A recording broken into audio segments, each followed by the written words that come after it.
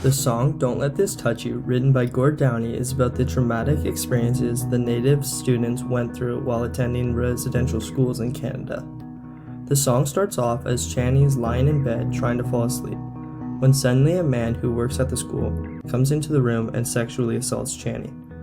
The visuals of the scene are quite frightening because the fear and shock in Chani's eyes tell the whole story alone quite vividly. The song talks about how this is not a single event. It actually affects virtually all the students of the school, and it also talks about how deeply scarred they are from these experiences.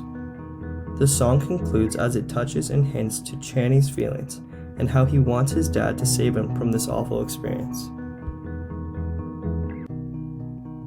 Don't Let This Touch You uses different styles and motifs to amplify the message of the song. During the chorus, the instruments stay on the root chord of the scale, B minor.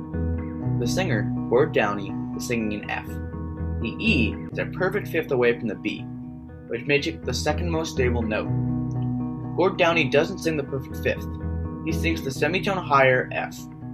The F is a note that is not in the B minor scale. This provides an element of unbalance and a longing to go back to a more stable note, an E. Throughout the song, Chani begins to feel more and more scared and longs for his dad to come save him. Chani also wants to go back to a more safe and stable place, his home. From this song, we can learn about Chani's mental state. Chani has faith in his parents and his family. He's afraid and confused of what happened, but he never loses faith that his dad will help him. Chani wants to be home with his family. He wants to be safe, and he wants things to go back to the way they were before. But they can't. He's been changed by the school and can't ever go back to being an innocent kid. But throughout all of this adversity, he still perseveres and tries to be home with his dad and his family.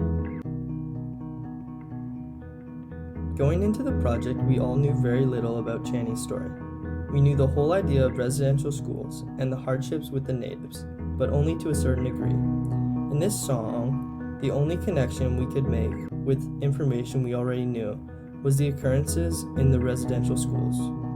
We knew that students were mistreated and not cared for, but by way of the song and Chani's story, it opened our eyes to how much of an impact these cases had on children at the time.